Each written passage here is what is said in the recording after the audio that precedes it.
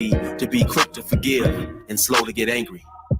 Amen, amen, amen. These young dudes out here don't respect shit until you put the barrel in their ear and let the text spit. I just might catch a case on my next hit, remove their whole face on some special effect shit. So show respect, Drake, or I'ma have a flashback. Digging through the dresser like fucking where my mask at. The mash back with the banger and damage shit and say fuck everything I learned in anger management. Hop back on some east side daddy shit and push a nigga's top back when I let the cannon spit. Start planning shit, premeditation. I'm in love with the streets again, rededication. Casket or cremation when I shoot you down.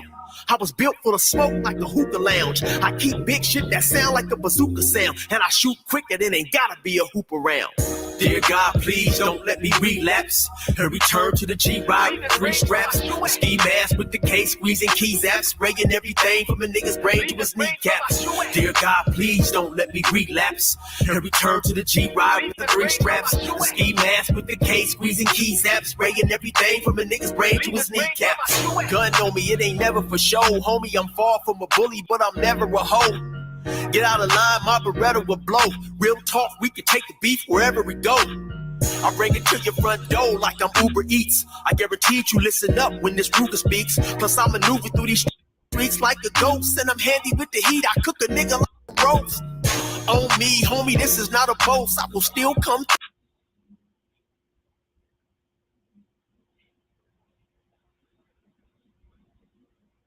boy and stop a nigga's post.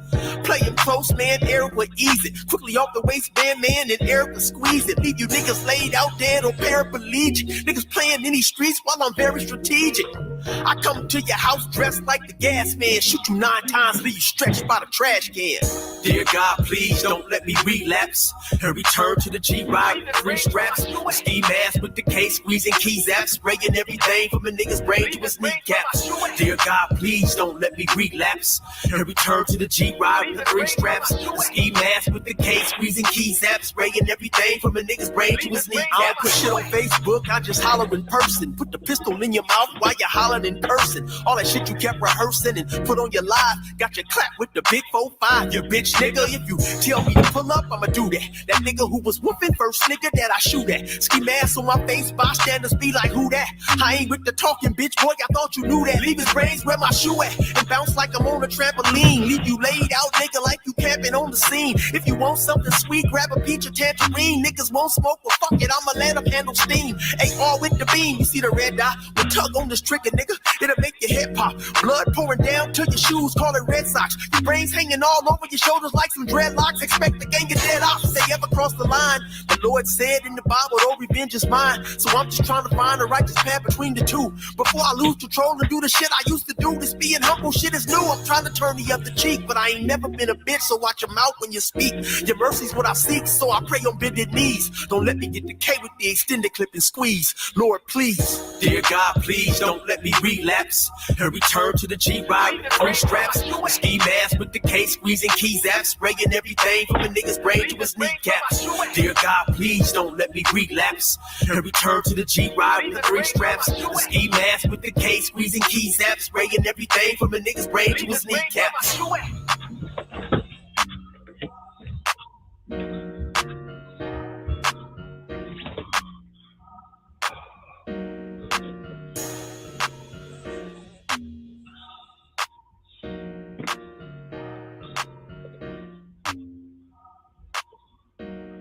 All right, y'all. All right. Got my man, 16 to life. Brother Eric, good brother. Did 24 years in California State Prison.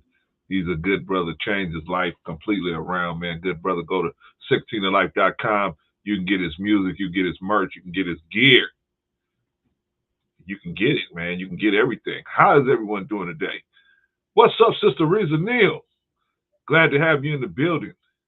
What is going on? This was an impromptu one. I talked to my man Rico, but man, he had the family with him, so I knew he wasn't. I knew he wasn't coming on. But I actually wasn't gonna come on. I just gave him a call just to see how he was doing.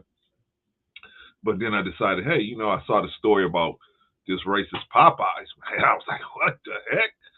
Let me dive into that and see what's going on. Hope all of y'all are well, man.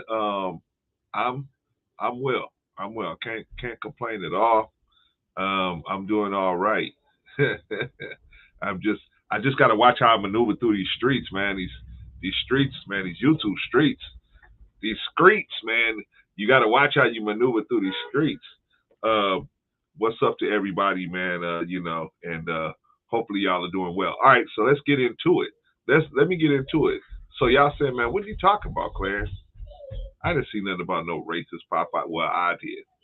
So I'm gonna show you what I saw, and we can look at it together because I haven't seen the whole thing, but I saw a lot of it, and I said, man, let me check it out. Imagine you going to Popeyes. You go into the Popeyes, right? And you order some food, and somebody calls you a racist slur. They call you a slur, right? So you say to yourself, man, what is this? What's going on? I just came here to get some chicken. What's happening? Let's take a look at it together. All right? And let's take a look at it and see what's happening. Shout out to Brother Karskar, says I am what I am. I remember Popeye. All right, Brother Karskar. All right, so let's take a look. Let's go down the proverbial racist road. All right. Talk to your boss. No. You want to talk to her for her calling me a fucking cracker? And what was you doing? Okay. So, first thing that happened was this young man came in and said he was called a cracker, and he wanted the boss to come up and refund his order. He wanted his order to be refunded. Hey, if you're gonna call me a slur, then I want you to refund my food, refund my money. I don't want the food. I don't want nothing. Right?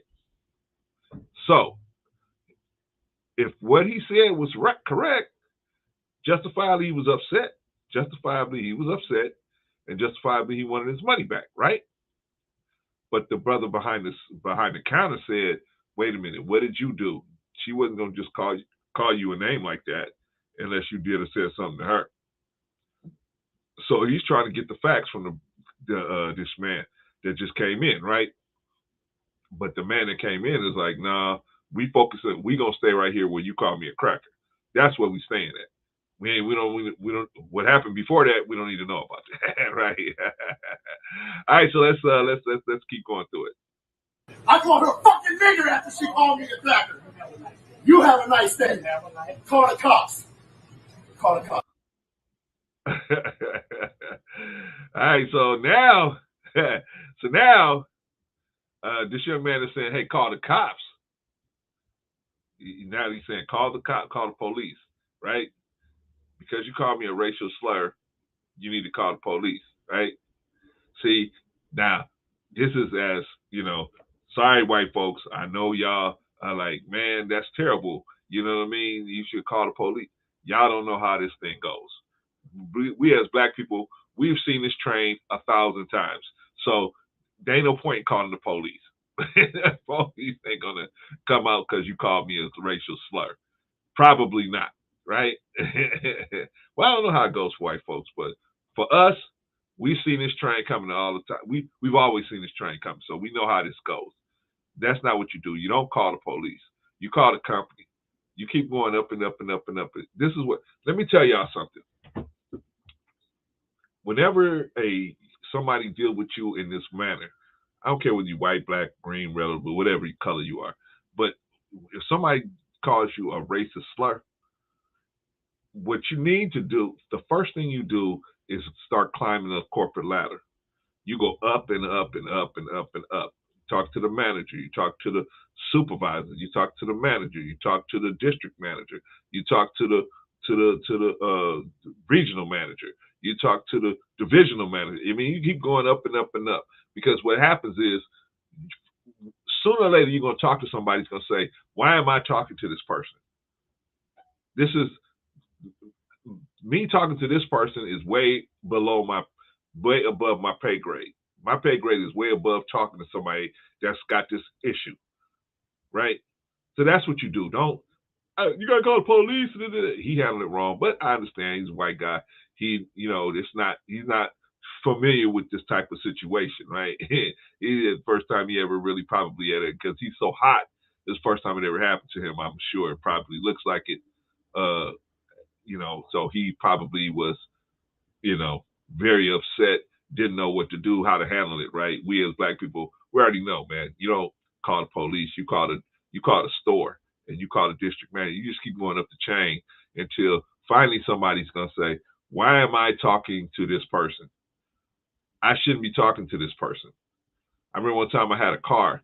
I just bought a brand new Nissan van, brand new, and the engine. Well, it wasn't. I was thinking back. It was used. It was a used van, but it was in really good condition. And but the engine kept smoking, and I kept calling and calling and calling. Finally, they put a brand new engine in this car, just because I kept on messing with them.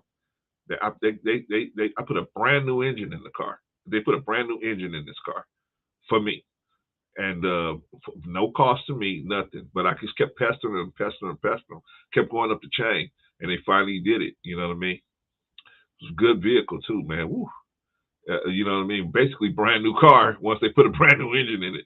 So anyway, my point is, because it had low miles on it. So, but my point is, that's how you handle that. That's how you handle it. But let's see how he handled it. Very, my guy was very inexperienced with this type of situation, so he didn't know how to roll with it. But let's take a look at it.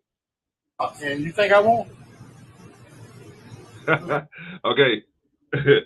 So he told the brother, hey, go call the police. Right? And so the brother said, man, you think I won't go and call the police? They ain't paying me enough to get screamed at by you. Not at all. He called the police, I'm sure, but what the police gonna do? Then when he get there, because they're gonna say this is a civil matter. This ain't got nothing to do with us. Ain't no crimes being broken. Ain't no crime happening here so far, right? But that's just this man's inexperience, having not dealt with it, and that's a good thing that he hasn't. But unfortunately, the situation came up, and then he didn't know what to do. So he's talking about, I didn't even hear the part where he threatened to lynch the worker. Oh, okay, let me hear that. Y'all, all you niggers think this is fucking acceptable? They say, all you ends, you think this is acceptable? So we don't know what happened, right? We don't know what happened. But now, is he justified in calling them all ends? Not in my book. Not in my book. I don't think so. I think that's a little over the line. But like I said, he doesn't know what to do. He's in a situation, probably the first time he ever had something like that happen to him. We as black people, we know how this train ride. We know we rode this train many times. We know how to handle this situation, but he doesn't, right? He's the first time he ever had it. Poor fellow had to handle something like this, right? And now, if they did call him a racist slur, what he needs to do is call the corporate office. That's how you handle this. You don't go into the store acting a fool. That's what ghetto people do. They go in there and they act a fool, right? They don't get nothing for their time, right? Except a box of chicken. But we're gonna give you a box of chicken for a month, right? Instead of you go up the corporate ladder, they have many more things they can give you. They can they can do for you, but because you want to fuss at these people, it's gonna stay right here. In my opinion. In my opinion.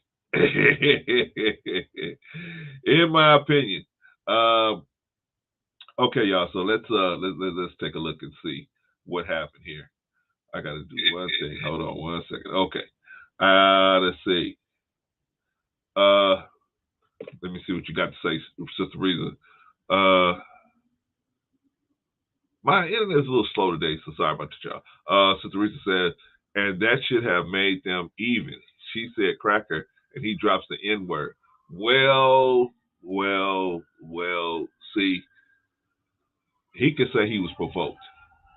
He could say, well, I wouldn't have never said nothing like that if I just got angry, right? Because she said X, Y, Z. So it depends, Sister Reza. I don't know. We don't know what happened before this. He's claiming that she said that to him. And if he did, and if she did, then he's got a right to be upset, right? We'll see. We'll see. We'll see. We'll try to see what's happening. But Karskar says he has no class. A young woman calls me a cracker. I would wink at her and say, glad to meet you, Polly, right?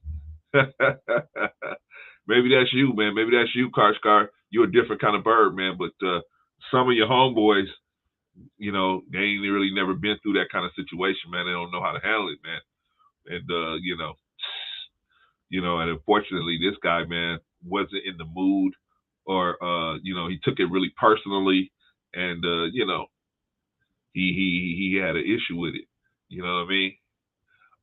Sister Rita said, "No need for the cops, brother. Keep it moving." Yeah, should, you know what I'm saying? Should keep it moving, but unfortunately, like I said, if this is the first time you ever had something like this happen to you, you don't know what to do, man. You kind of combobulated. That's what he is, in my opinion. He's kind of combobulated. He don't know what to do. Should I call the police? Should I stay here? What should I do? You ask us in the black community, we already know. We rode this train so many times. We can tell you, you go straight to the district office. you don't mess around in the store. You know, you get the name of the person that said something to you, and then you move on, right? You don't call the police. Police ain't gonna do nothing for you. All right. So let's see. So right now we're at the point where he says, "Hey, you ends, you think this is acceptable, right? Let's see where we can get to the point where he's threatening to lynch somebody, according to the video." You fucking nigger! What's that? You? Like I said, you're entitled to your own freedom of speech. You can call it what you want to call it. He can't call me that. He a cracker. Fuck him. He can suck a dick. Okay. Okay. So one of the little employees says, he's a cracker, so he could SMD, right? Ay. So the racial bombs are flowing, right? They're going back and forth across the counter, right? So really, man, it's really pretty much a standoff right now. Pretty much a standoff. He's saying a bunch of stuff. They saying a bunch of stuff. Or not they, but one particular. It sounds like a girl. One particular person in particular. You said halfway up the escalator. It's just at a standstill, man. You know what I'm saying? It's what they call what do they call that? A Mexican standoff. It's just a Mexican standoff, man. It's just what not gonna be no winners. Not gonna be no everybody's gonna lose. It's just a Mexican standoff. So anyway, there they are. The bombs are flowing back and forth, right? But we want to try to get to the point where he decided he was going to start threatening them with lynching them, right? All right, so let's finish up with the racism at Popeyes. Just like I told him, you can suck a dick. You can suck a dick. You can suck a dick. You can suck a dick. You can suck a dick. Okay, so now this is where this man crossed the line. He threatened to physical violence to the person that was talking to him. He threatened the physical violence. He said, if you come outside, I'm going to beat your NA, right? So now he's committed a crime. Now he just committed a crime right there, right? He threatened them with violence, right? So now he is, he's threatening them with violence. So unfortunately for him, he is now the bad guy in the situation. Unfortunately, he went from being the victim to the bad guy. All right, Brother Carter said definitely a lose-lose. My food is more chilling than this guy. Yeah, man. I mean, why not just go to another Popeyes, take the chicken back in? I don't even want a refund. Just take this chicken, man. I don't need it. That's all right. I don't know what you did with it, man. If you're willing to call me a name, who knows what you did to this food? Rizadil says, that is why I said leave now on the footage. Doing what is against the law, dumb, smart as people. Right. You knew it was coming, right? You knew it was coming. You know it was coming. All right. So now he's threatened. This man has threatened the people on the other side of the aisle. You cannot do that. When the race bombs were going back and forth, that was one thing. But now he has went from victim to perpetrator now, because he is threatening physical violence to the workers. All right, so let's get to where he actually threatened to lynch somebody. You can suck a dick. You can suck a dick. Put me on You can TikTok. suck a dick, I cracker. bet you. You can suck a dick, cracker. I bet you. Well, now he threatened him again. He said, "You put me on TikTok, I'm gonna beat the F out of you." Holy smokes! This guy ain't doing so good. For a victim in this situation, he ain't doing so good. He's not doing so good. Sister Annie, hey, what's going on, Sister Annie? How you doing? Yeah, this guy ain't doing so good. He has sympathy. He would have had some sympathy, but now he's threatening violence and threatening everybody with physical violence, right? Basically, the Will Smith defense. You said words to me, so now I can be violent with you, right? Because you said words to me. You said words to me, I can be violent with you, right? All right, so let's finish up with this guy. Beat the fuck out You can suck a dick, cracker. Your fucking parents You raised can you suck like a. Okay, so now they went back to the bombs going across the counter, right? She's calling him a cracker. He's calling her in. We're pretty much back where we started from, right? Back to the Mexican standoff, right? A dick, cracker. And look at what you're acting like, cracker. Bitch, Cracker. you fucking ignorant piece of shit. Cracker. Where's your fucking 7 acres and a mule, bitch? What, you mad you ain't getting Cracker. it? Your grandmammy got it, bitch. Yeah, okay. Okay, finally the guy says, "Hey, I'm out of here." I heard him talk about lynching something back a little while ago, maybe about half a second ago, half a minute ago or so, whatever. But it wasn't really nothing really outlandish, but it was definitely was a threat. So he has threatened him, or at least he's threatened this worker at least 3 or 4 times with physical violence. And now he's finally gotten to the point where he started smartening up, realizing, hey, I'm going to be on YouTube or social media, and now he decides he's going to leave. Right, best decision he made after coming back into the store. Right. Okay. Let's see. So let's see what happens at this point. Fat ass cracker. Fat ass. Your chicken getting cold, fat boy. Your chicken getting cold. Your chicken getting cold, fat. Okay. Now, what's wrong with that? What's wrong with that situation? What was wrong? Well, number one, we don't know what happened. See, we don't know what happened where he got he claimed he got called a cracker, right?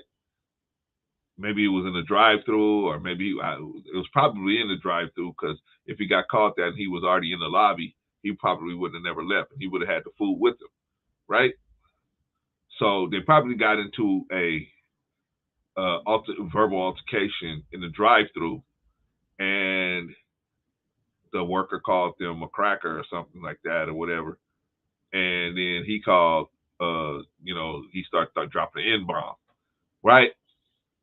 Point is, he had a point. He had a point until he started threatening people. Well, really, until he started dropping the N-bomb. He really didn't have to do that.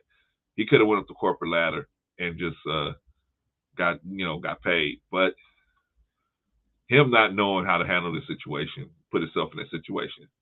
Brother Carter says, surprised he didn't smash something. Actually, I think he would have if he wasn't being videotaped. I think once he finally realized, I'm being videotaped and this is not going. I'm in a no-win situation. Once he realized that, he decided to leave. I think he finally said, what am I doing here? There's no end game here, right? I'm not going to get anywhere going back and forth with this person making $9 an hour or whatever they're making, right? Who's the idiot in that situation, right? This person's making $9-10 an hour, and I'm wasting my time. They're getting paid for this conversation. I'm not, right? So what am I doing? You need to go. What you have to do is go to the corporate level. Go to the corporate level You go to that ever happens to you. I don't care if you're white, black, green, or red. If you go, whenever something like that happens to you, somebody starts dropping racial bombs on you. You get the name of the person that's dropping that racial bombs. If you can document it, and then you just go up the corporate ladder. You just keep going up and up and up and up and up. That's what I did with Nissan. I just kept going up and up and up and up and up and up and up. Finally, I got to the person that's responsible for all of the engines on the West Coast. I got to that person. That person said, "Why am I talking to this dude?" I put that person that person had to jump on an airplane and fly from Sacramento down here to Los Angeles so that he could personally inspect my vehicle or the engine that they put in my vehicle, personally make sure they put a brand new engine in my vehicle at no cost to me, right? That's what they did, because I kept calling and calling and emailing and emailing and calling and calling and calling and emailing, right? That's how you handle that. I mean, it wasn't, and they didn't do nothing racial with me or nothing like that. They just sold me a car that was not in the condition they said it was in. And I just kept calling. They think you're not gonna call. But when you give them enough stress at the corporate level, you can't get nobody getting paid $10 an hour stress. What are you gonna get them? They already got enough stress. They know how to handle stress. They're getting paid $10 an hour trying to pay their bills. they know how to handle stress. They know how to blow you off. It's the people that got them good jobs that they don't want to lose. Those are the people you got to put stress on. I make my point. That makes sense? Sister Risa said, "No cap. I am a fast food manager." The next day, she would have been fired because the company cannot stand for that. Absolutely. But see, that's why, Sister Risa, you go up the ladder. If something like that happens to you, don't stand there arguing with somebody and trying to get a good one in. See, this dude messed up his bag because he was trying to go back and forth with somebody making $10 an hour. For what? That person making $10 an hour, they're getting paid for that conversation that you having with them. They're getting paid for that. You want to talk to somebody that's not getting paid to have those kind of conversations, because that person's going to be like, "What can I do to make you go away?" See, that's what they're going to do. They're going to say, "How can I make you go away?" And say, I was treated well there. See, that's what they did. That investment in that engine that they did for me at Nissan was an investment for me to go back and say, "Hey, Nissan treated me right." And it worked, because I bought my next 2 or 3 cars from Nissan just because they did that. So that investment worked. Koshkar says, "The counter clerk did the right thing. He asked what the problem was." Yeah, you know what I mean. The old brother tried to, and but the guy was so hot, he wasn't able to be sensible about the situation. Hey, I got racial epithet thrown at me from this particular employee. I need that employee's name, and I need your name as the manager, and I need everybody, and I need the corporate, the store number, because I'm going to call right now. And then I would have said, "Do you understand that this person called me that? Did you hear that? I would have tried to document as much of it as I could, and then call the corporate office. Call the corporate office. Call the corporate office. They're the ones. Hey. Shout out to Sister April Carter. Good to see you in the building. All right, so that's how you handle that situation. If you're ever in a situation where you got that kind of stuff going on, you just go up the corporate ladder. Just keep going up and up and up and up and up. Finally, somebody will say, "Why am I talking to this person? This is way below my pay grade to be talking to this person." All right, just a little lesson in how to deal with the corporate situation. All right, so let's move on, y'all. Let's move on. Now, some of y'all, do y'all realize that that there was something happened in New York, right? There was a guy that was in the Manosphere, right? Hold on, y'all. Hold on. Okay. There was a guy that was in New York City, and so let's take a look at him. Let's take a look at him and see what he did. Okay? And he was supposedly, allegedly, a Manosphere guy, right? Ay. These Manosphere guys be going down, man. Holy smokes, man. I remember one not too long ago, he murked his wife, and he was a Manosphere guy. Holy smokes, man. They tying all this stuff back to the Manosphere. Manosphere. No wonder all the Manosphere guys are leaving the Manosphere. They're gonna get shut down in a minute. Holy smokes. Holy smokes. What is meant by racist Popeyes? You got to watch the beginning of I'm not going to go through it. Basically, man walks into, I'm going to give you a short version. Pauline Smith, shout out to you. White man goes into Popeyes. Not goes into, but he went through the drive-through, I believe. And someone called him a cracker in the drive-through. And I don't know why, what prompted that. So he came in to the store to try to get a refund on his food, and then got into a verbal altercation with the same employee behind the counter, and it just turned into a mess. And it was just an ugly situation. So, but you got to go to the beginning of the live stream so you can see the whole thing. My perspective on it, right? All right. So, where we at, y'all? Where we at? Oh, okay. So, we're looking at let me go. I got to do something, y'all. I got something I got to do. Okay. So what you're looking at is some footage of the New York subway shooter, right? This man goes into the subway. He throws some smoke bombs in the subway, actually the subway car itself, and then he starts open fire. In all the confusion, he opens fire on some of the people, right? Before I get into this, let me read what Sister April says. Yeah, I drive trains for NYC, MTA, and I'll tell you, I have to take a week off because I was shook. In fact, my sister and my niece were supposed to be on that N train. Oh my God, man! But wound up catching the one before that. Holy smokes! Like Koshkar said, yikes. All right, so but see, there's something very important about this situation. I mean, first of all, I was one of the ones that said, "Oh man, I think this guy, this not a brother, man, because brothers usually don't use incendiary devices. They usually don't use, explosives.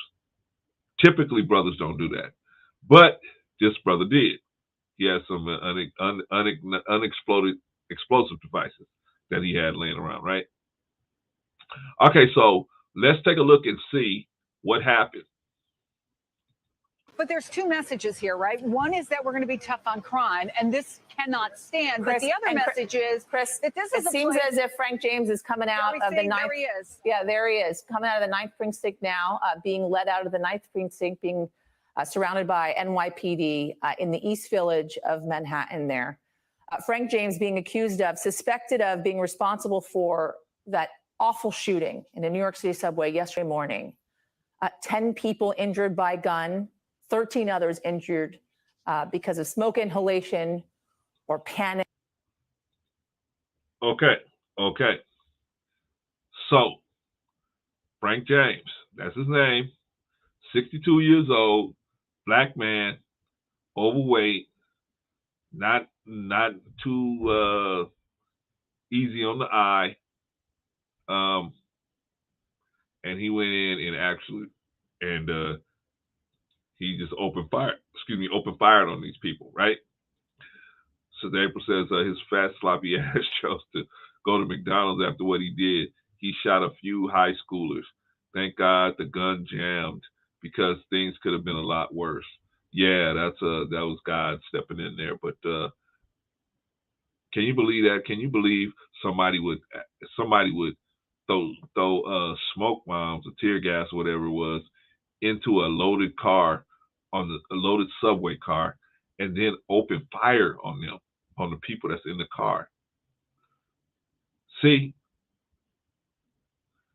So what is this saying about the Manosphere space? Right?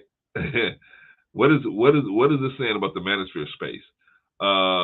Sister April says, I've seen a few of his videos and his rant, and he's very pissed off at my mayor, Eric Adams, even when as far as threatening his life. Yeah, I'm sure. And Sister April said it was a smoke bomb. Yeah, I'm sorry to hear that, Sister April. Yeah, that's terrible. But what does this say about the kind of the product that the Manosphere is putting out? Like, their philosophy is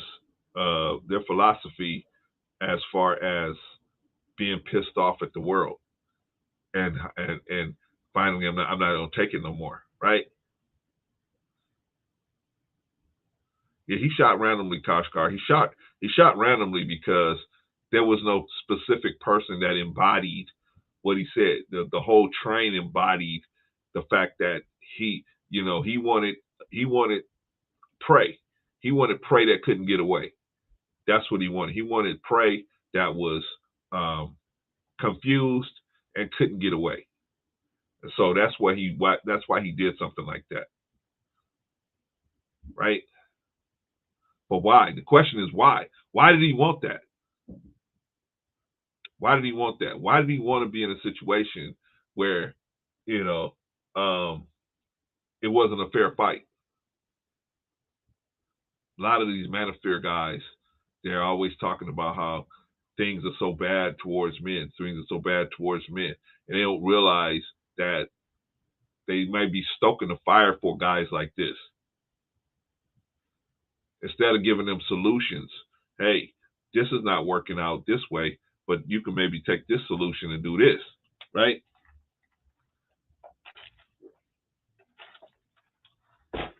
Right? Let me see. Sister April says, yes, he shot randomly. He wanted to inflict as much pain as possible. I believe so. But why? This is the critical part that I want y'all to get. Why did he want to commit?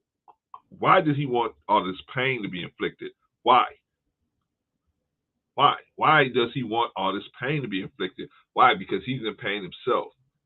And he looks around and he sees other people, and to him, he don't see them feeling the pain. And he doesn't have anybody. That's why I'm talking about, I talk about the high value guys and others. But see, what happens is they build a wall around themselves. You build a wall around yourself. And there's a book called The 48 Laws of Power. There's a book called The 48 Laws of Power. And one of those laws says, don't isolate yourself from understand the thinking of the people. You got to know what the people are thinking. Because if you isolate yourself, then you're going to find out that you way off from what they're thinking, and you're going to think things are one way and they're not that way. And then you will end up painting yourself into a corner, right? I forgot which law it was, but it basically said don't isolate yourself from the people, right? Anyway, so April says, I don't think it had anything to do with the Manosphere, even though they are cuckoo for Cocoa Puffs. He had mental issues for a very long time. He stated that in one of his videos. Yeah, I'm not saying that it's the Manosphere's fault. What I'm saying is, April, that their ideology of I'm a victim. We as men are victims. We're victims. And so the only solution is that there is no solution, right? That a lot of times that's the way they come off.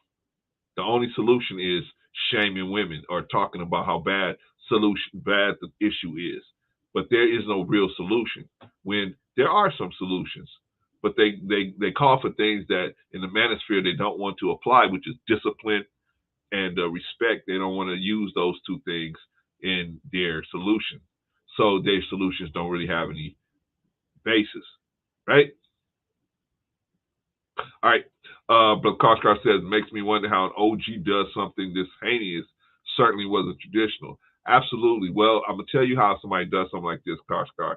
They feel like they have built this wall around themselves. So they built this wall around themselves with just a turret. They just got turrets on the outside of it. And so on YouTube, you can build this wall around yourself, right? You don't even have to put your image out there. You can have just a avatar or not, right? And you can have verbal turrets. You can shoot at other people verbally, right?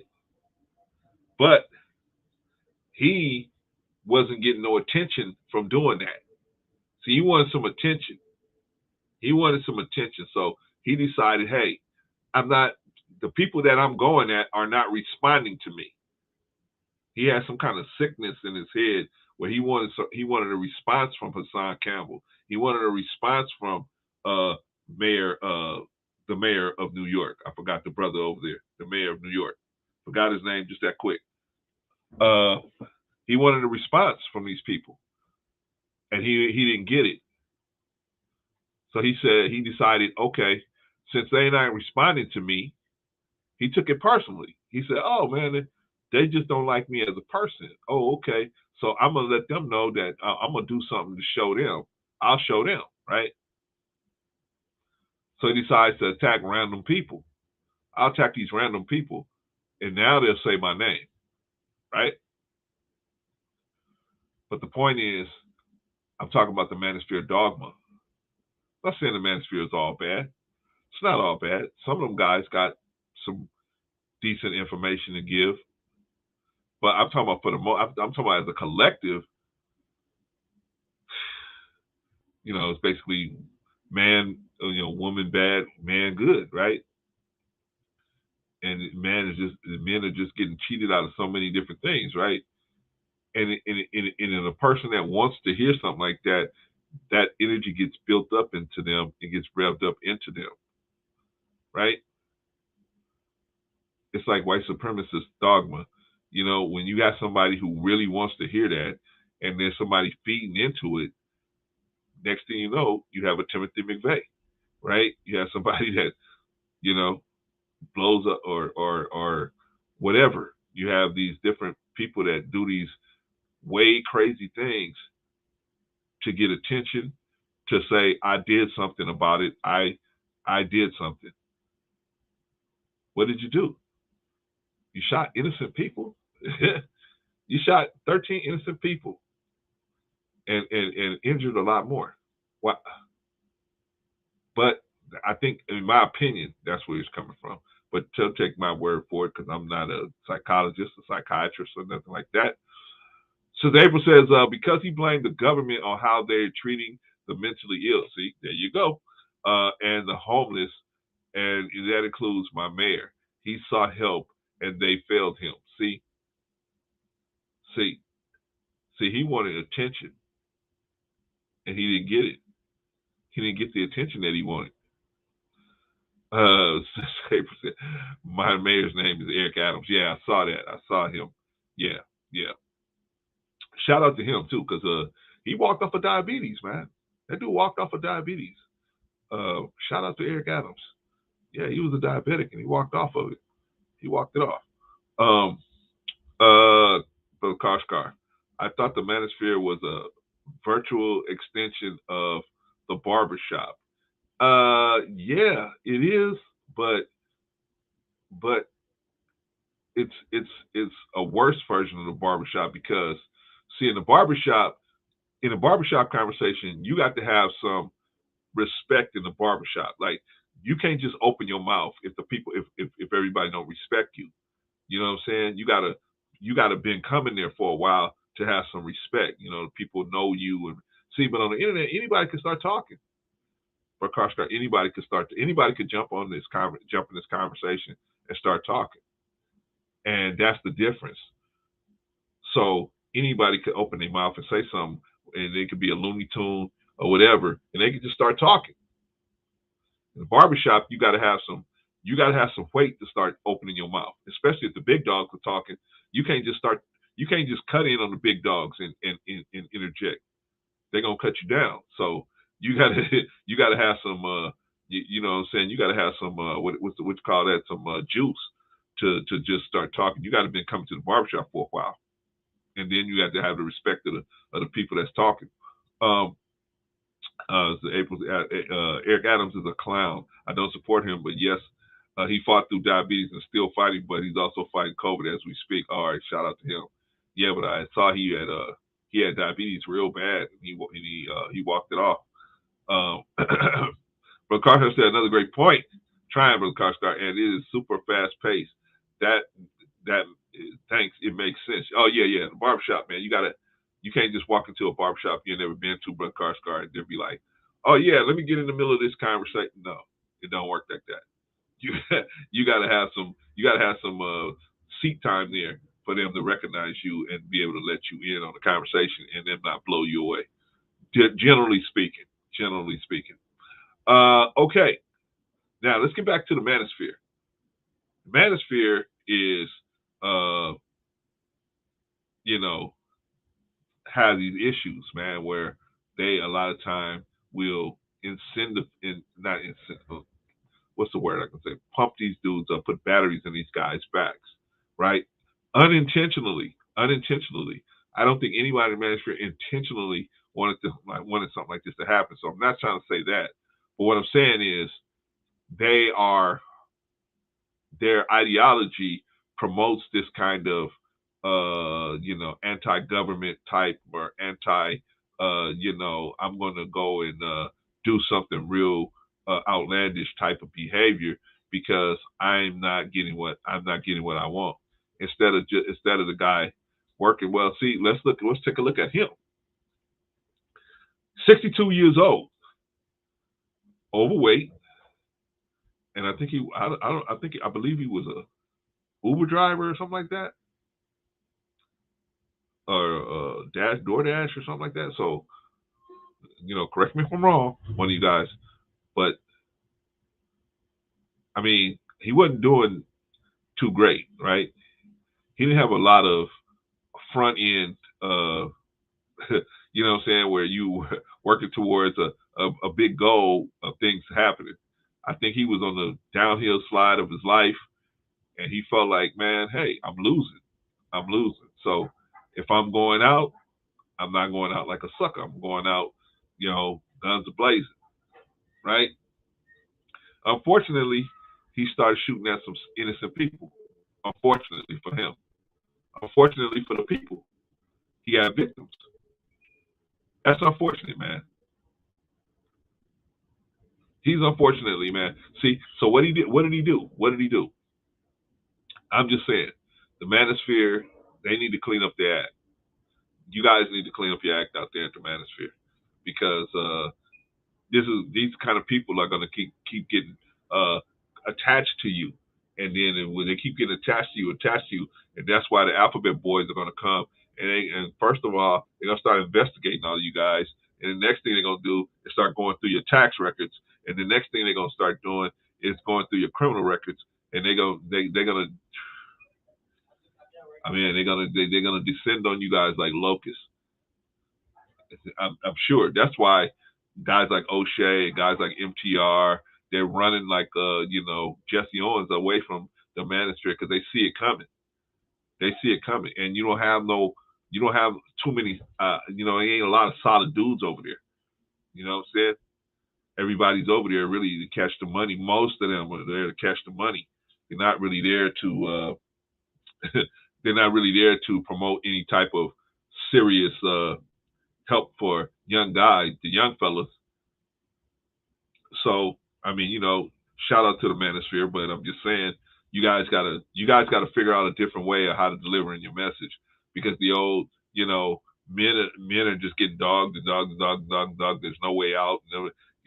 That fuels these type of dudes, man, to go out here and do this kind of stuff. And you can say, well, we ain't trying to do it. I know you ain't trying to do it, but that's the effect, right? That's the effect. You know what I'm saying? Nobody, even though women out here murking dudes, you know what I'm saying? Nobody can tie. They have no way of tying the women to the divesting community, right? You can't really tie to women, but you can tie these guys to the Manosphere videos and Manosphere personalities and who they follow and everything. You can tie them to that. Unfortunately. Anyway, that's what I wanted to say about what is his name, Frank. Let me finish playing the video. Nick trying to get out of the subway system. 27 hours later, at 1:42 in the afternoon today, he was arrested in the East Village of Manhattan, in the St. Mark's area of Manhattan.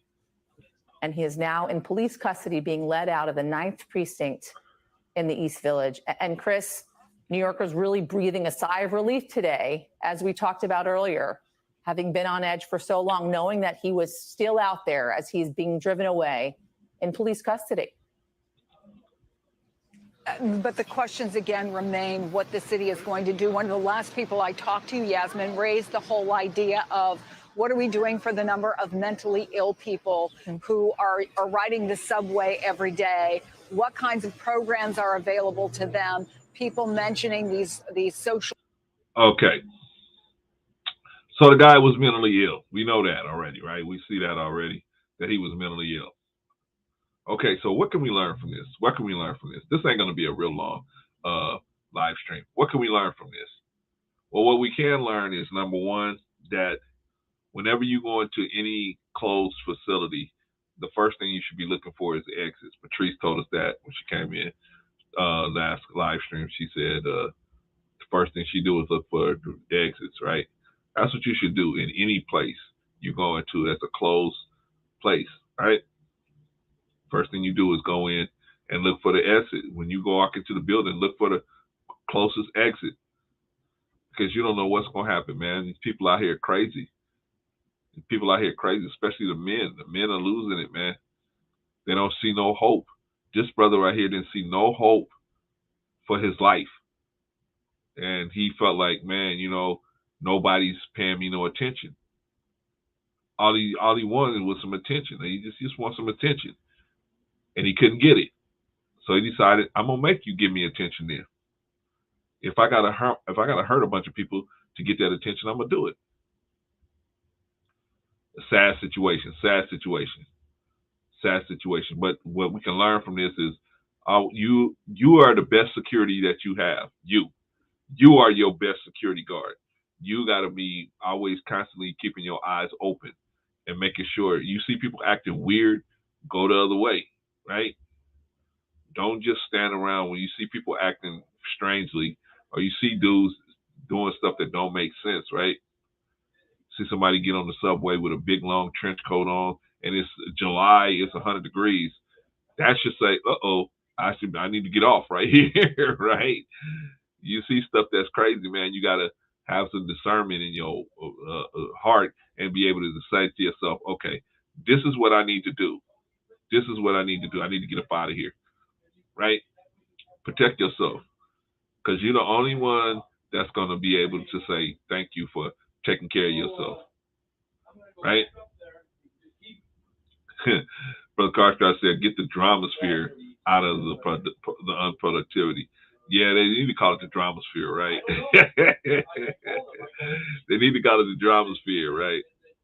But the point is, they provoke dudes like this, unfortunately. Unfortunately, the message, sometimes their message is not a productive one, and it provokes guys like this. And it puts them in a situation where they say to themselves, okay, I'm going to do something to get, if you're not going to give me attention, then I'll do something to get that attention, right?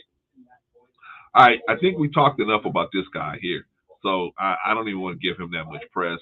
I just wanted to show that the Manosphere message, man, needs to be changed up, and whoever's in charge of that probably needs to get on that, and make that happen, because the Manosphere, yeah, he did wear a vest, right? I mean, he came in looking like a construction worker, right?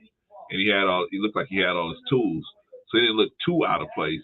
But at the same time, when he started pulling out them smoke canisters and throwing them around, that's when I would have said, okay, time for me to go to another car, right? right? Right? Yeah, you gotta keep your eyes open, man. And in today's world, you gotta keep your eyes open. All right, let's go to the pushback. You guys got any pushback for me? You guys got any questions for me? You guys got any questions? I'm taking questions. Ask me a question, or have a concern, or comment, or anything like that. I will take your questions. You can put it in the chat. You don't have to cam up. You put it in the chat. But if you want to cam up, let me know. I'll send you the link. But if you just got a question for me, if you got a question for Rico, I'll pass it on to Rico. But if you got a question for Rico, save your question for Rico, because Rico should be back. I don't know if he may be here on Sunday. I was talking to him. He said he got to go to church. So if you go into church with Rico, wear your helmet, wear your vest and your helmet. You don't want to get struck by that lightning that might hit that church, man. Shout out to Rico Young, man. Okay, so yeah, you guys got any questions for me, concerns? Because I will just have this be just an hour. This will be one of my shortest ones ever happen. We talked about a lot of stuff, right? We talked about the racist Popeyes, what you should do. Hey, man, if you ever have a problem in a corporate setting, man, you do not go to the employee that's working there, the hour salaried employee that's working there. You don't go to the hourly wage employee and argue with them, right? They're getting the $10 to $15 an hour to argue with you. They getting paid for that conversation. You're not. You want to talk to somebody who is not getting paid for that conversation, which is somebody way above on a whole nother level, right? That's who you want to talk to. So you always go up. I told you guys a story about when I went to Nissan, right? I bought a used car for Nissan, and it was nice, right? It only had like 20,000 miles on it. It was a nice car, right? Nice van. I had the 3 boys at the time, so I think I had a nephew staying with me as well. I was taking care of a nephew who wasn't getting along with his dad, so he came to stay with me. So I needed a big car. I needed a big car. So I got the van.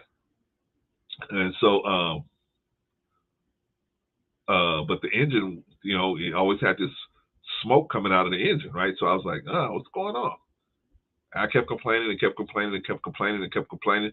Finally, they put a brand new engine in this car. It was basically a brand new vehicle. It was brand new on the inside, but it had 20,000 miles on it or something like that. But once they put that brand new engine in, it was a brand new vehicle. It was a brand new car. Yeah, it was a good car. But anyway, yeah. So we talked about that. What else did we talk about? We talked about the guy that did the shooting, right? Frank James. He did the shooting in the subway, right? Keeping your eyes open, watching. You got to watch for unusual situations, unusual things, right? You see a black guy coming in, pulling out smoke bombs. I would say that was unusual. I would say that was very unusual. And you got to watch the demeanor on people's faces, right? This guy gets on the train and he's got a demeanor that's showing you that he's not happy with his life. Maybe that's somebody I need to watch. Maybe I need to keep my eye on that guy, right? Probably need to keep my eye on somebody like that. But Clarence, there's so many people on the subway. How can you watch everybody? And you pick the worst ones. I would watch the worst ones. The worst of the worst. Those are the ones you need to watch. Because if you don't watch those are the ones, if you don't watch them, that's going to be a big problem. And I say, if people start pulling out, if you're watching a black dude and he starts pulling out smoke bombs, well, even if a white guy starts pulling out smoke bombs, that's going to be very peculiar as well. But I mean, a black dude, I mean, you can see that right away. They're usually not carrying smoke bombs, and they're usually not. And I'm not saying white guys are usually carrying stuff like that, but they're usually more deal with explosives and stuff like that. Brothers usually don't deal with explosives and smoke bombs and stuff like that at all. It's way out of character for them to be dealing with stuff like that. April says the only vest wore was a construction worker's vest. Yeah, I know. But, you know, Sister April, everybody's a suspect. Everybody's a suspect. Everybody's a suspect. Shout out to Lucky Marie. Shout out to Lucky Marie in the building. Glad to have you in the building, Sister Lucky. Yeah, man, we're just talking about this dude on the subway. But you got to have your eyes open. You got to have your eyes open. Anybody you see, any irregularity you see out there, right? Brother gets on, like I said, brother gets on the train in a what's that called? A trench coat. It's 100 degrees outside. You got to look for stuff like that, right? You got to look for stuff like that. You can't be oh well, you know, yeah, well, whatever. He probably just, you know, carrying a bunch of stuff. No, what is he carrying in that trench coat? Once you see that trench coat, you need to be going to the next car. I need to go over to the next car over here. Shout out to Sister Lucky. Sister April, you need to watch everyone that's around you point blank. True, this is true. I've seen a lot of things being a train operator. I'm sure you have, April. I'm sure you have. I'm sure you could tell us a lot about that person. Sister Lucky says, oh, the killer. Yeah. Well, I don't know if he killed anybody, Lucky, but I mean, I think he definitely injured some people. I don't know if he killed anybody yet. I don't know if that's been confirmed, but yeah, he did. He definitely injured. He shot, I think, about 13 people. I don't know if any of them have passed. Hopefully not. But yeah, that's the situation down there in New York.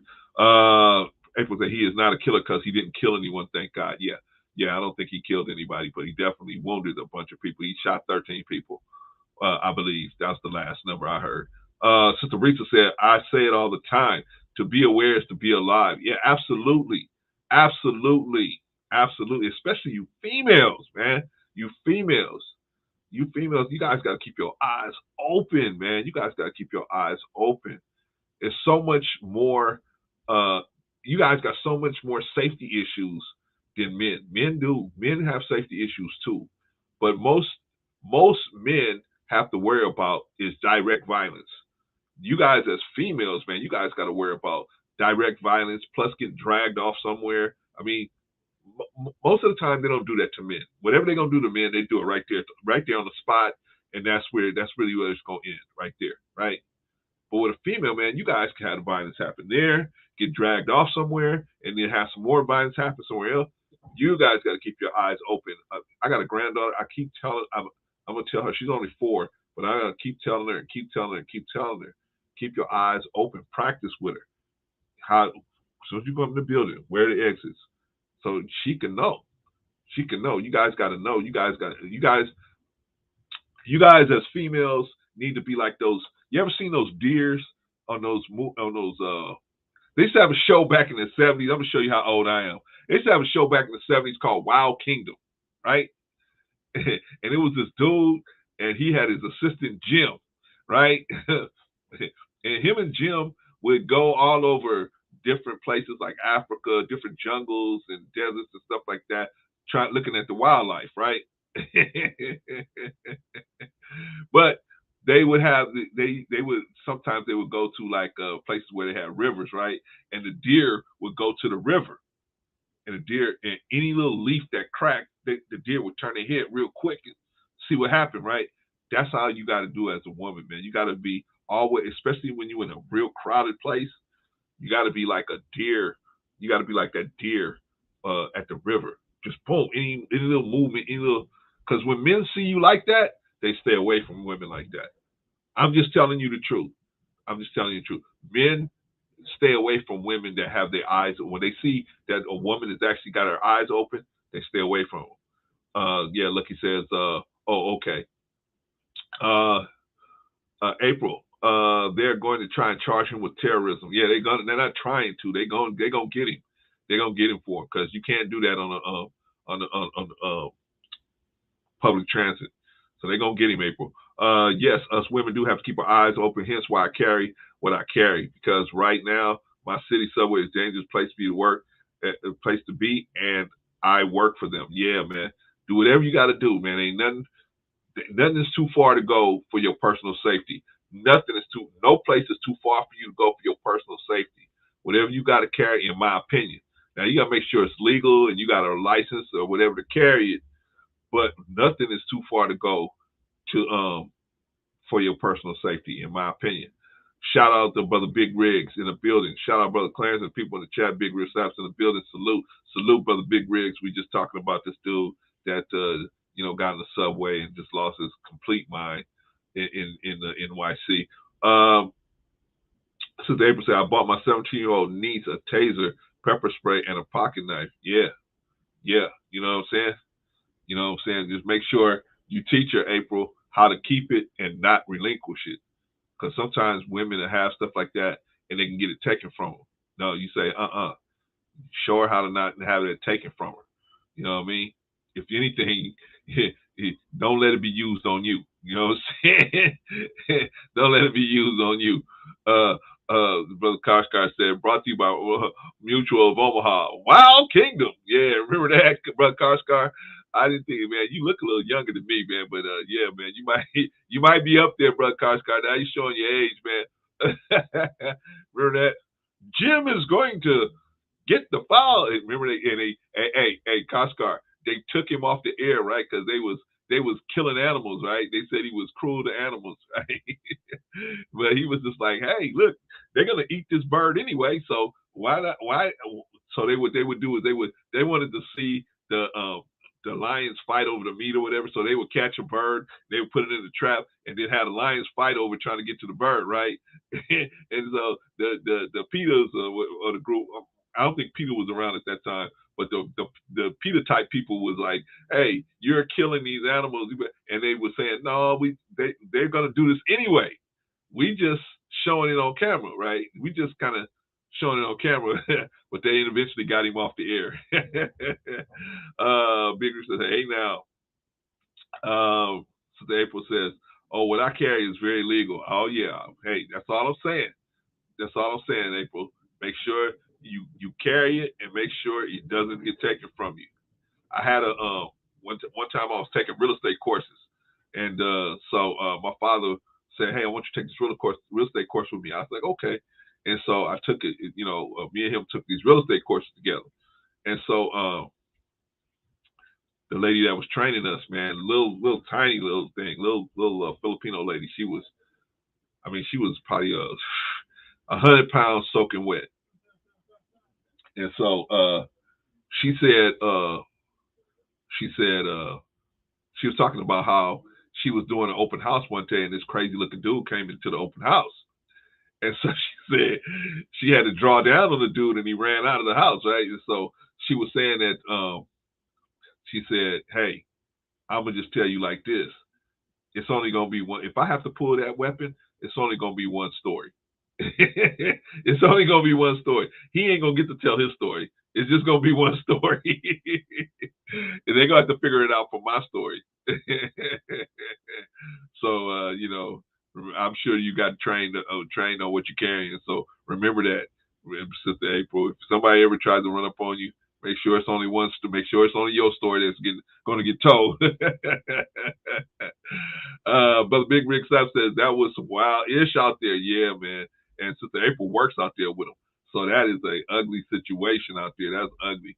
But hey, man, you know what I'm saying? That can happen anywhere. I mean, we don't have actually real subway, quote unquote subways out here in LA. We got actually the train system. We got a train system. It's above ground train system. We got a little. It's a little subway-ish, but it's not like all. It's not totally underground. We got basically a train system that has some underground connections. Brother Carter said, way up far, yeah, for real. Sister April said, my child's father taught her what to do, just like he taught me a few things. If I'm not playing with these people in my city, I suggest all women carry something. I do too. I mean, I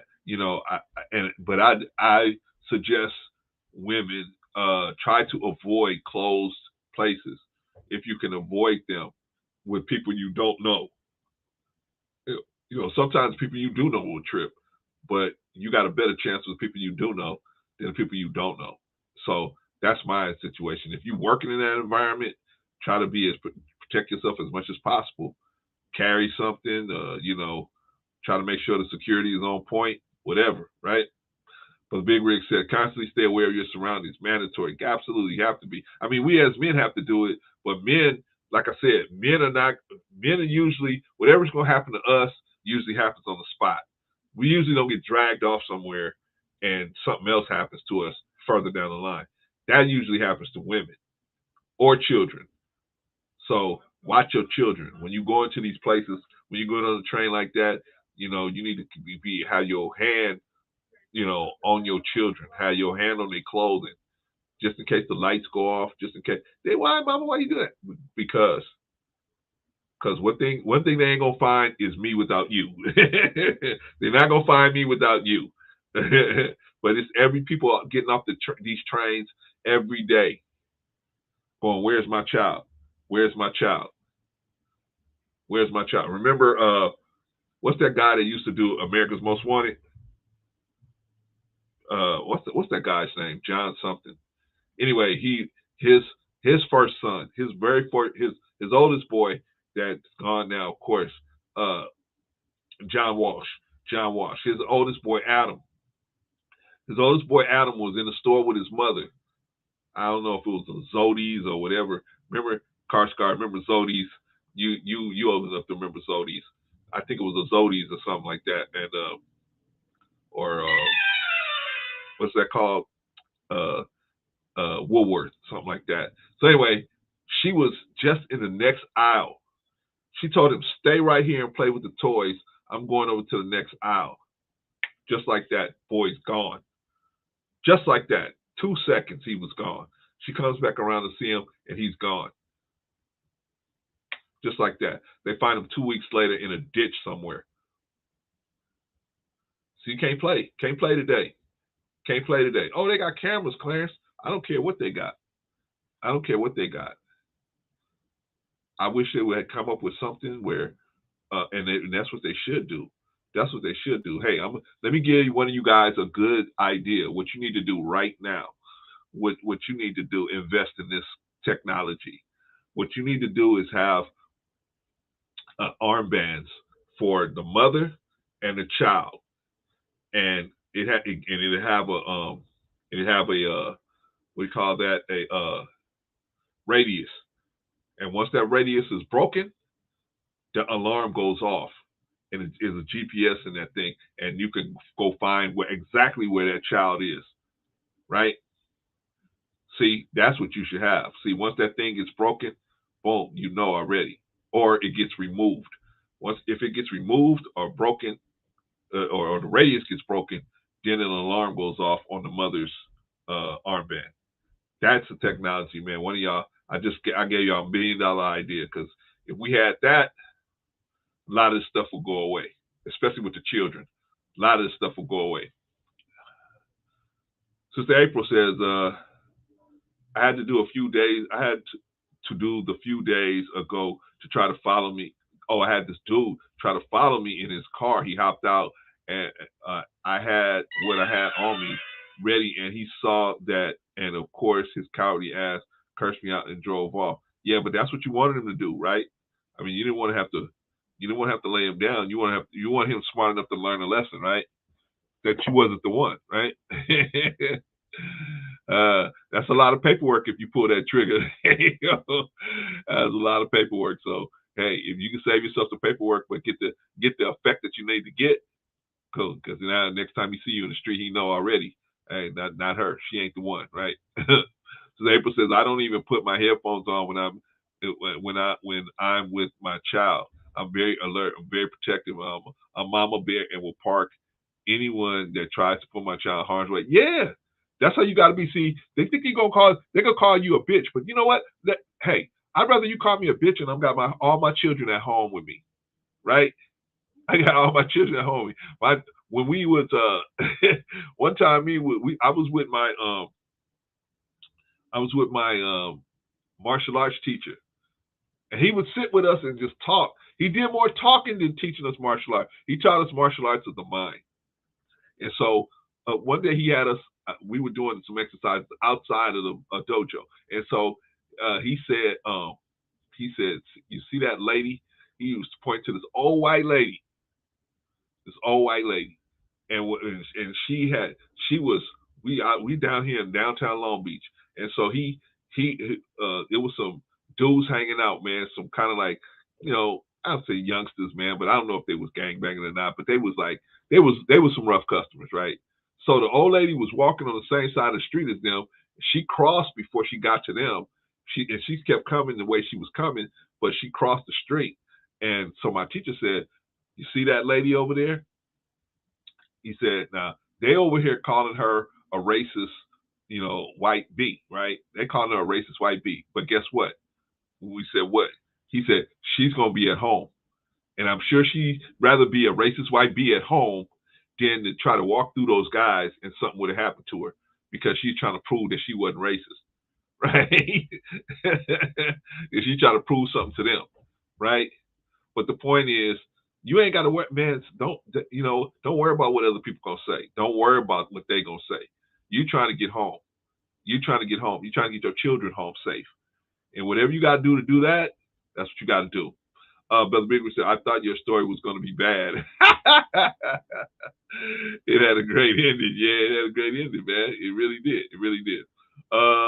Sister April said, "I stressed to my 9-year-old child not to run off. I told her the real deal. The people are snatching people's kids." Yeah, that's why, Sister April, what you got to do with children nowadays, when you see rebellion in them, you have got to get that out of there. You got to get that out of them.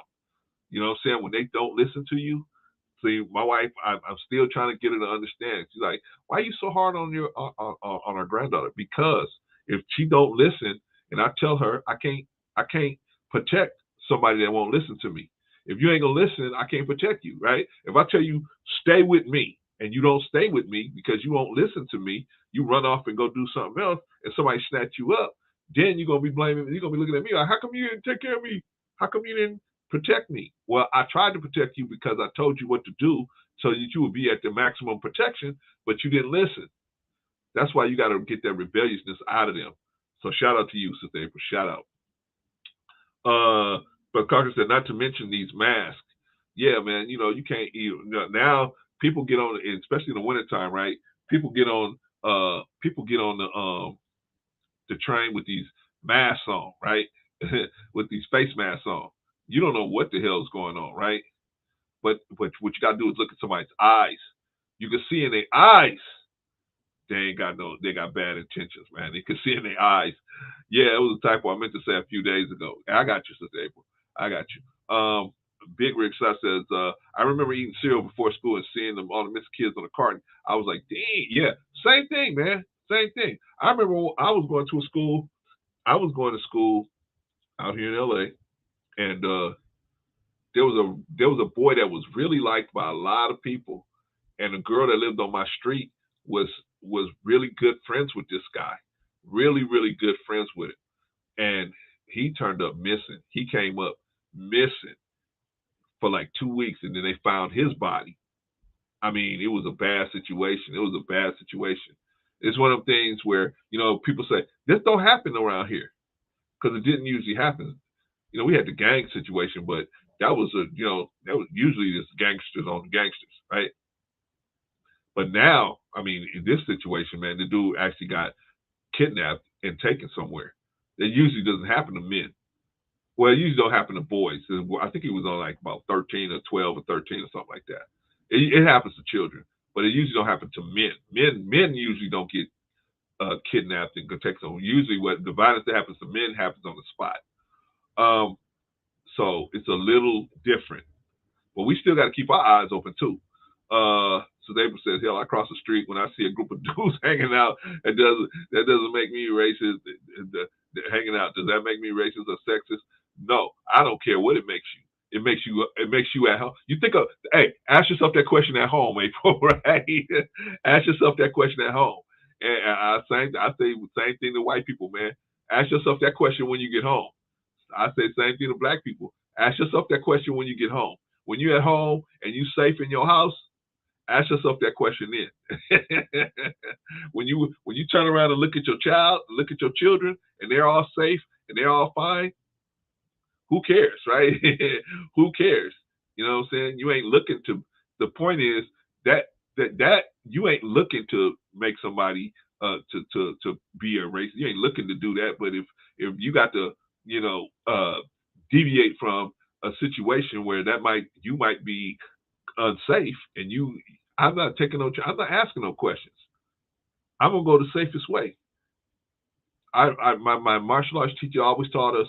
He said, you know what the best fight is? The best fight is the fight that you never had to throw a punch. Meaning that you saw trouble and you just went the other way. That's what he would tell. He would say to us. He said, you see trouble, don't walk straight into the trouble.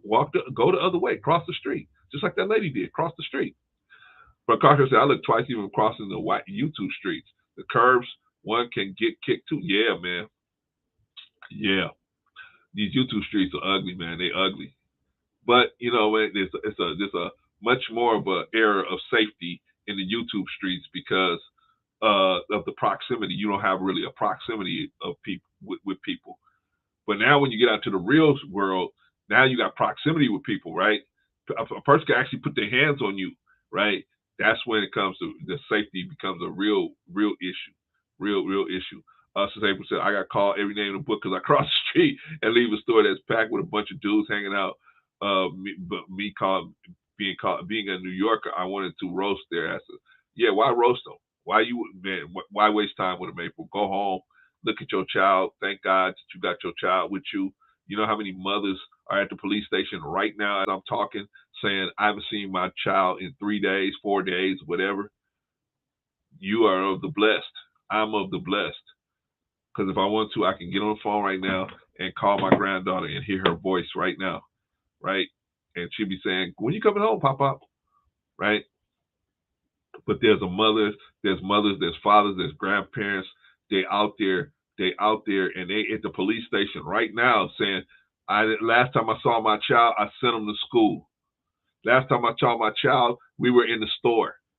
Last time I saw my child, we were at the park. Man, I mean, it's crazy, right? It's crazy. And let me tell you about having good neighbors. Let me tell you about having good neighbors.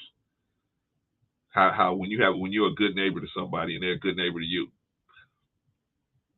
So I have a son that's autistic, has delays, and my neighbor had a son that was has some mental retardation, right? So we always kind of watched out for each other. He was from El Salvador, and I'm from here, and so I knew it was a kind of a language barrier sometimes. But we always kind of watched out for each other's children, right? If I saw his son outside, I'd be watching. If he saw my son outside, he'd be watching, right? So one day, I saw his son just start walking down the street.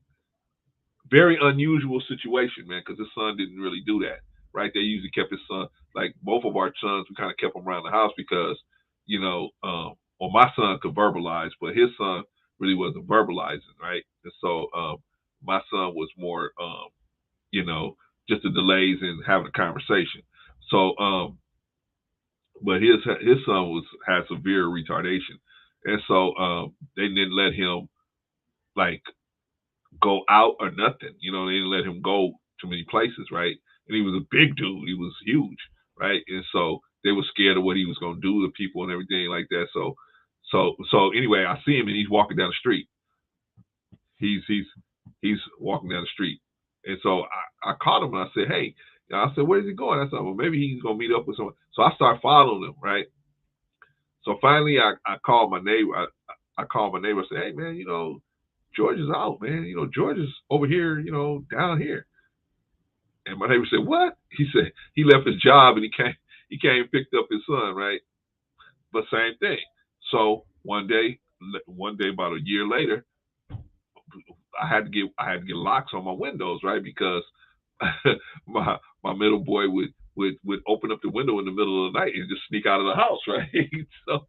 So one day, so one day my wife got up I was at work, and it was a Saturday, and my wife got up, and she said, hey, the back door is open, and we can't find, my middle boy. And so I go, what you mean you can't find him? So I told them to always lock that back door so he can't get out, right? And hide the key. Because if you see the key, you put it in there, you unlock it and go out. So I said, this was before he would listen more. Now he listens more. But at that time, he didn't listen as much. So anyway, I said, hey, where is he? And so they said, well, we're looking for him. We can't find him. So my neighbor called me and said, hey, I was around the corner going to the corner store, and I see the boy. I'm putting him in the car now. I'm bringing him back. I said, thank you. Man, but that's how having good neighbors help. Be a good neighbor so people be good neighbors to you. All right? Because you never know when you're gonna need your neighbors. Just to drop a little story on y'all. Anyway, Sister April said, just continuing my commitment. I have to think about saying anything back because I have a child I have to be here for. Yeah, exactly. You gotta think about that, man. I mean, does it really make sense to get into it with somebody over what? You're safe. You got your child's safe. Keep on stepping. Right? Kidnapping children happens all over, whether you in a black neighborhood, white neighborhood, Asian neighborhood, it happens. Just that black kids are missing and don't get recognized. Right, exactly. They don't get recognized to the degree that white children, I think they get the most attention, obviously, right? But I'm saying black children they go missing a lot. But a lot of children do. I mean, like you said, it don't matter what the race is. Children going missing is a problem, right?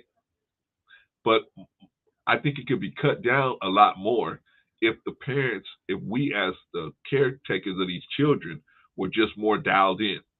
You know what I'm saying? We were much more dialed in, and we told these children, hey, it's not cool to be rebellious, because if you don't listen to me, you're gonna get yourself caught up.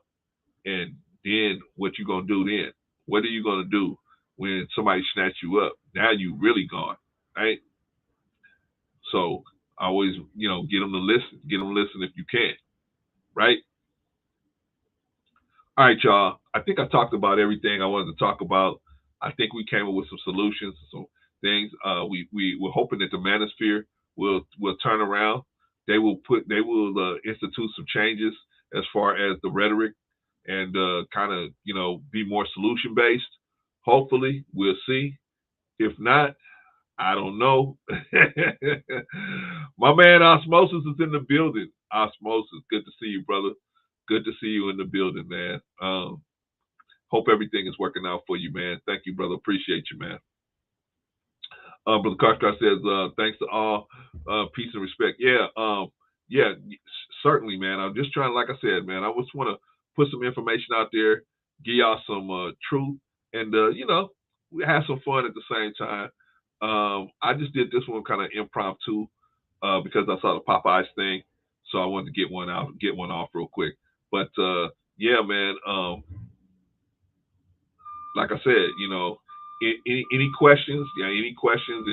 Any concerns? Comments? Thank you, April, for all that good information that you put out there. We appreciate you. Any questions, concerns, comments?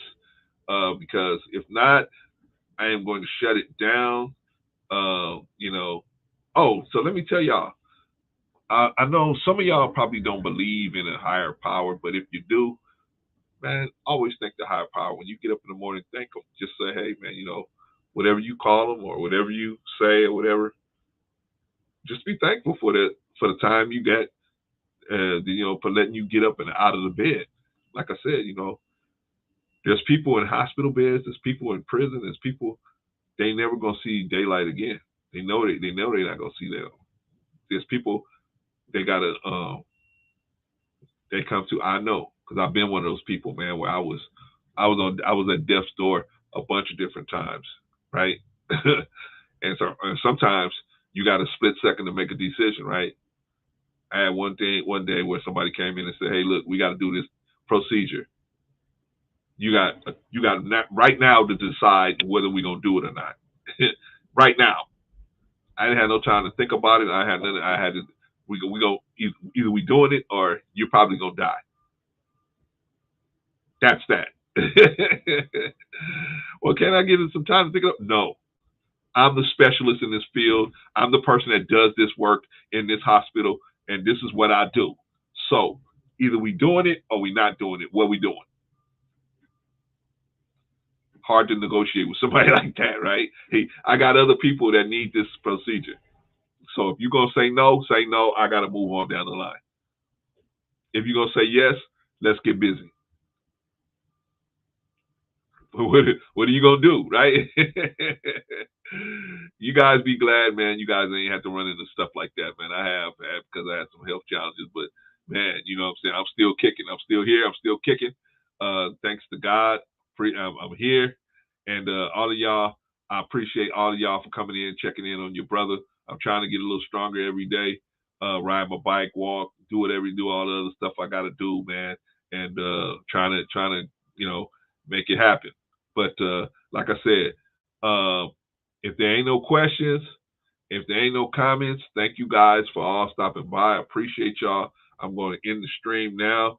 And like I said, you know, if you guys have an idea about a topic that you want us to cover, let me know, and then we will look into it. All right. Peace, y'all.